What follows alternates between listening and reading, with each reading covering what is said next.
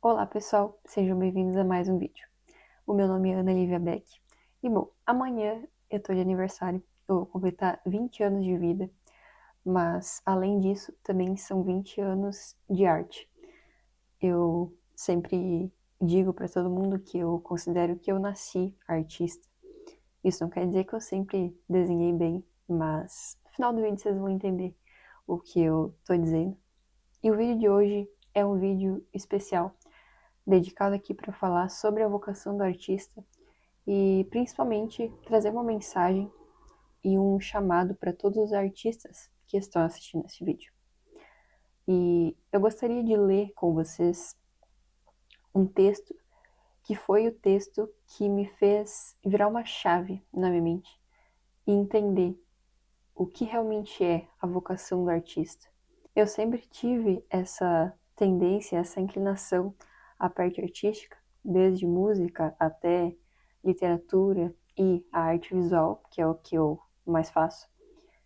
Porém, só depois que eu li esse texto, parece que uma verdade muito além da simples matéria artística, ela penetrou na minha mente, no meu coração. E isso mudou o que eu busquei fazer depois que eu li esse texto. Então, peço que vocês se acomodem, seja onde vocês estiverem, e acompanhem comigo essa leitura maravilhosa. Esse texto é uma carta que foi escrita pelo Papa João Paulo II aos artistas, e ela foi escrita em 1999. Ele inicia o texto falando sobre como o artista é como que um reflexo do próprio Deus como Criador.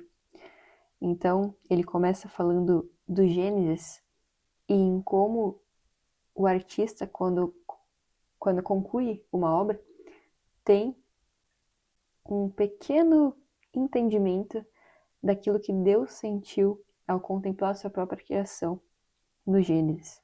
Vos pusestes a admirar a obra nascida do vosso gênio artístico, quase sentindo o eco daquele mistério da criação a que Deus, o único Criador de todas as coisas, de algum modo vos quis associar. Então a arte, primeiramente, ela é um dom que se aproxima do ato criativo do próprio Deus.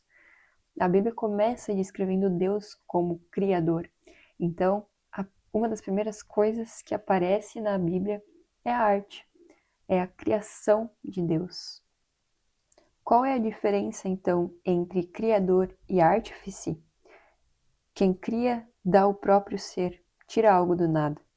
Isso, em sentido estrito, é um modo de proceder exclusivo do onipotente. O artista, ao contrário, utiliza algo já existente, a que dá forma e significado. Este modo de agir é peculiar do homem enquanto imagem de Deus. No final da criação, Deus criou o homem, o fruto mais nobre de seu projeto, a quem submeteu o mundo visível como um campo imenso onde exprimir a sua capacidade inventiva.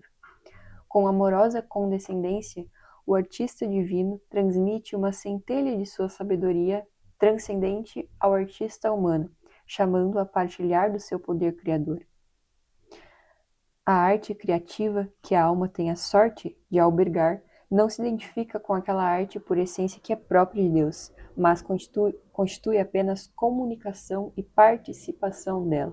O artista não é o mesmo tipo de criador como Deus é, mas ele é um pequeno artífice, como o Papa usa aqui a palavra, porque ele participa e comunica as belezas que Deus já criou. Então, a beleza já foi posta ao mundo natural, à realidade.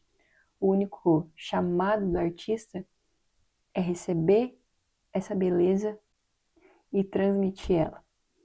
Como a gente vai ver ao longo do texto, é claro que existe a transmissão de personalidade individual do artista.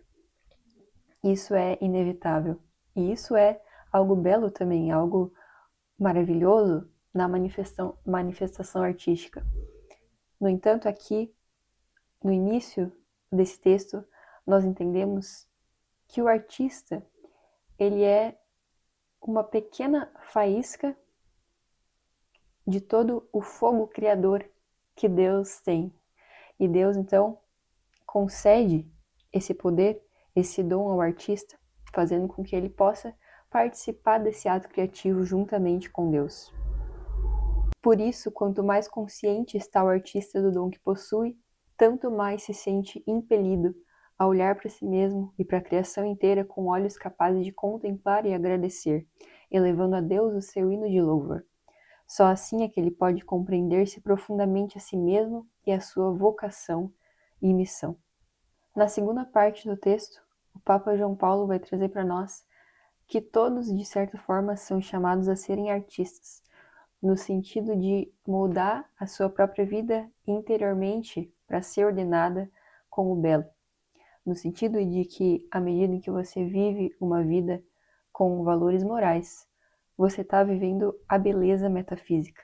Por outro lado, o artista é chamado a exprimir a beleza visível, a beleza estética. Mas isso não quer dizer que o artista também não tem o dever de alinhar a sua vida a essa beleza metafísica. Como ele vai falar no texto, o artista, quando modela uma obra, exprime-se de tal modo a si mesmo que o resultado constitui um reflexo singular do próprio ser, daquilo que ele é e de como é. O artista fala e comunica aos outros. Portanto, o que eu faço na arte, como eu faço isso e com que fim, vai revelar, no fim, o que eu tenho dentro de mim e se o meu interior também tem beleza e não só o que eu faço. A minha vida e os meus atos vão revelar se eu de fato amo essa beleza ou se ela é um mero capricho. A vocação artística ao serviço da beleza. Ao pôr em relevo que tudo que tinha criado era bom, Deus viu também que era belo. É interessante que a palavra hebraica, quando fala que Deus viu que tudo era bom, é a palavra tov, que no hebraico significa tanto bom, moralmente, funcionalmente, quanto belo, quanto agradável aos olhos. Portanto, já no início da Bíblia há uma profunda relação entre a bondade e a beleza. A beleza é a expressão visível do bem, do mesmo modo que o bem é a condição metafísica da beleza. Justamente o entenderam os gregos quando fundiram os dois conceitos e cunharam a palavra kalos, que tem esse mesmo significado, ou um significado próximo, ao menos, dessa palavra hebraica, que é tov. O artista vive numa relação peculiar com a beleza. Pode-se dizer com profunda verdade que a beleza é a vocação a que o Criador chamou com o dom do talento artístico. Temos aqui um ponto essencial. Quem tiver notado em si mesmo esta espécie de centelha divina que é a vocação artística, adverte ao mesmo tempo a obrigação de não desperdiçar esse talento, mas de o desenvolver para colocá-lo ao serviço do próximo e de toda a humanidade. Aqui a gente recebe a arte como uma responsabilidade, como algo que não tem um fim em nós mesmos, não tem um fim simplesmente a nossa própria glória, os nossos próprios recursos, mas sim a transmitir essa beleza que comunica esperança para as pessoas. Servir o outro, amar o outro, querer o bem do outro.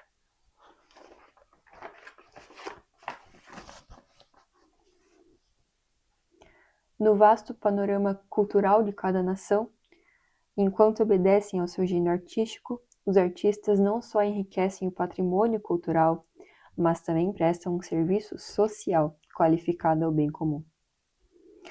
Essa vocação indica também as tarefas que devemos assumir, o trabalho duro a que temos de nos sujeitar, a responsabilidade que devemos enfrentar. Obviamente, se tornar um artista excelente para transmitir essa beleza existente exige muito estudo, exige horas de concentração, de foco, exige sacrifício, assim como todas as outras vocações. Devemos atuar, eu estou colocando aqui na primeira pessoa, né, porque eu me coloco aqui nessa posição. Eu gosto de ler dessa maneira. Devemos atuar sem deixarmos dominarmos pela busca de uma glória efêmera, que eu estava dizendo, ou pela ânsia de uma popularidade, e menos ainda pelo cálculo do ganho pessoal. É claro que todos nós temos que ter o nosso ganha-pão, temos que ter a nossa capacidade financeira para viver, para sobreviver. No entanto, é preciso sempre estar com a mente focada primeiro no fim sobrenatural e mais profundo da coisa e não se prender a essas coisas materiais que passam. Busquem primeiro o reino de Deus e todo o resto vos será acrescentado. Busquemos primeiro o fim espiritual das coisas e as nossas necessidades materiais, Deus proverá. Na parte seguinte, que é uma das minhas partes favoritas, o Papa vai falar sobre como o mistério da encarnação se liga ao chamado artístico. No mistério da encarnação, o Filho de Deus se tornou visível. Isso é um estímulo e um desafio para os cristãos, inclusive no plano da criação artística. Cristo, encarnado, pôs à descoberta uma nova dimensão da beleza. A mensagem evangélica está completamente cheia dela. Depois que Cristo veio ao mundo, a arte passou a falar muito dele, porque o ser humano sempre ansiou que houvesse um Deus visível, um Deus tocável. Então Cristo vem e satisfaz esse anseio humano. E ele concede então uma imagem sua, a imagem da face de Cristo, a imagem do seu rosto. Algo material que nos faz lembrar de algo que é divino e eterno. Portanto, a arte honra o nome de Deus ao falar e ao representar esse Cristo encarnado. Sem contar que outras histórias bíblicas e diversos símbolos que esse livro possui são em si motivos de inspiração artística. A Bíblia utiliza a todo tempo símbolos visuais e histórias para nos trazer essa questão artística, esse contato com a beleza, com as metáforas, e tudo isso nos leva às verdades divinas. Toda forma autêntica de arte é, a seu modo, um caminho de acesso à realidade mais profunda do homem e do mundo, e como tal constitui um meio muito válido de aproximação ao horizonte da fé, onde a existência humana encontra sua plena interpretação. Por isso é que a plenitude evangélica da verdade não podia deixar de suscitar, logo desde os primórdios, o interesse dos artistas, sensíveis por natureza às manifestações da beleza íntima da realidade. A arte, desde o início, mesmo antes de Cristo se revelar, já era usada como ferramenta de aproximação entre o que os povos entendiam por Deus, entre as suas religiões, e aproximar isso do homem. A arte sempre foi vista como um meio de colocar na matéria aquilo que é divino. E quando Cristo veio, isso se concretizou e trouxe inspiração e um veredito para os artistas falarem dessa beleza e modelarem a matéria para falar das verdades eternas. Se o Filho de Deus entrou no mundo das realidades visíveis, lançando pela sua humanidade uma ponte entre o visível e o invisível, é possível pensar que uma representação do mistério pode ser usada pela dinâmica própria do sinal como evocação sensível do mistério. O ícone não é venerado por si mesmo, mas reenvia ao sujeito que representa. Remetendo à arte da Idade Média, o Papa fala que a arte das igrejas submetia a matéria à adoração do mistério.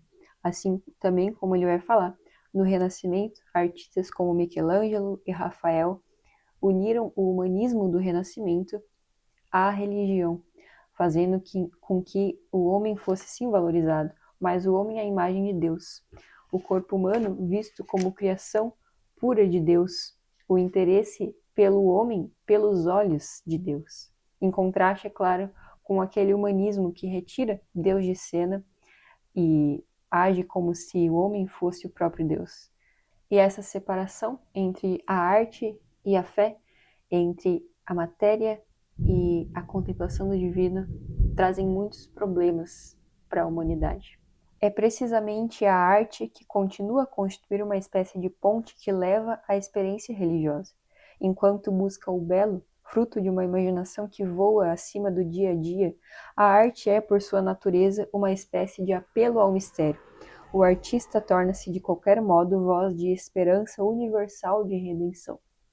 É interessante porque não é somente as artes necessariamente religiosas, no sentido de estarem falando de histórias bíblicas ou necessariamente do Cristo, que vão traduzir esse mistério divino. As próprias artes da mitologia grega, por exemplo, eram utilizadas no Renascimento como símbolos, analogias aos vícios, às virtudes e ao caminho de sacrifício e de redenção da humanidade. Portanto, toda a arte que transmite essas virtudes, esse caminho em direção ao bem, à verdade, ao belo, ela está de alguma forma falando de Deus. E toda a arte que tem um alto nível de qualidade, de excelência artística, que é bem composta e que encanta o ser humano, também está de alguma forma transmitindo aquela beleza com que Deus fez a sua própria criação. O mundo em que vivemos tem necessidade de beleza para não cair no desespero. A beleza, como a verdade, é que traz alegria ao coração dos homens. É esse fruto precioso que resiste ao passar do tempo, que une as gerações e que faz comungar na admiração. Artistas cristãos, prestem atenção. Quando as suas obras são capazes de refletir de algum modo a beleza infinita de Deus e orientar para ele a mente dos homens, a pregação evangélica torna-se mais compreensível ao espírito dos homens. É interessante porque quando eu li esse texto eu anotei aqui no lado, esse é o meu propósito. Porque foi aqui que, como eu disse, uma chave virou na minha mente. Eu entendi que a minha vida cristã e a minha fé não estavam separadas da arte. Para transmitir a mensagem que Cristo lhe confiou, a igreja tem necessidade de arte. Deve tornar perceptível e até o mais fascinante possível o mundo do espírito do invisível de Deus. Por isso, tem que transpor para fórmulas significativas aquilo que é em si mesmo inefável. A igreja precisa dos músicos, dos arquitetos, dos pintores. Com esta carta, dirijo-me a vós, artistas do mundo inteiro. Convido-vos a descobrir a profundeza da dimensão espiritual e religiosa que sempre caracterizou a arte. Compete a vós, homens e mulheres que dedicastes a vossa vida à arte, afirmar com a riqueza da vossa genialidade que em Cristo o mundo está redimido. Está redimido o homem, está redimido o corpo humano, está redimida a criação inteira. Em contato com as suas obras de arte, a humanidade de todos os tempos espera ser iluminada acerca do próprio caminho e destino. Esse é o chamado. Essa é a sua vocação, artista. Em seguida tem uma parte que eu acho particularmente muito linda, que é quando ele fala em como o Espírito Santo inspira os artistas. A inspiração do Espírito Santo não está somente nos pregadores, naqueles que falam do Evangelho ou em outros dons, mas na própria arte. O sopro divino do Espírito Criador vem ao encontro do gênio do homem e estimula sua capacidade criativa. Abençoa-o como uma espécie de iluminação interior, que junta a indicação do bem à do belo e acorda nele as energias da mente e do coração, tornando-o apto para conceber a ideia e dar-lhe forma na obra de arte. É claro que esse trabalho de transmutar para a obra de arte aquilo que nos vem de inspiração pelo Espírito é muito difícil. Mas vale lembrar que somos humanos, portanto, nunca vamos conseguir transmitir com perfeição a mensagem que recebemos de Deus, mas ainda assim é necessário fazê-lo. É interessante porque existe um diálogo de Platão chamado Ion, onde nós vemos que, segundo o entendimento grego, os artistas eles eram inspirados pelas musas, que eram como eu posso falar, semideusas, que traziam a inspiração para o artista e então ele produzia a sua arte. E isso, na verdade, conversa muito com essa verdade, que é que nós somos inspirados pelo Espírito Santo de fato, quando produzimos algo, artístico. A beleza é chave do mistério e apelo ao transcendente. É convite a saborear a vida e a sonhar o futuro. Por isso, a beleza das coisas criadas não nos sacia totalmente, mas suscita aquela saudade de Deus.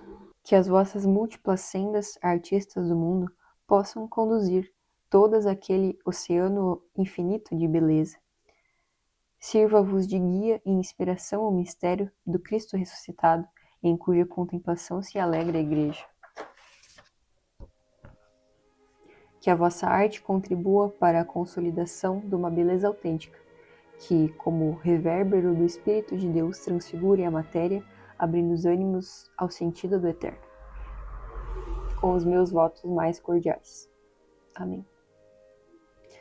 Você, artista, é chamado a cada vez mais contemplar e se apaixonar por aquilo que é belo, contemplar a natureza, ter essa sensibilidade às relações, às emoções humanas e traduzir tudo isso em obras que falem de esperança para a humanidade que tem tanta sede do que é verdadeiramente um propósito a ser seguido. O mundo tem a necessidade de arte, o mundo tem a necessidade do belo, porque o belo, como foi lido aqui, é a revelação material do bem. Eu gosto muito de uma fotografia que tiraram de mim quando eu era pequena, que é essa aqui. Eu tinha provavelmente uns 3 anos, 2, 3. E, óbvio, eu vi essa foto quando eu era mais velha. E essa foto representa algo muito importante, porque eu disse no início do vídeo que são 20 anos de arte. Não que com essa idade eu já fazia arte, ou pelo menos não no nível que eu faço hoje. Mas, com certeza, eu nasci com esse chamado artístico de contemplar o que é belo, de me emocionar com a arte e de transmitir essa mesma beleza que tanto me encanta às outras pessoas.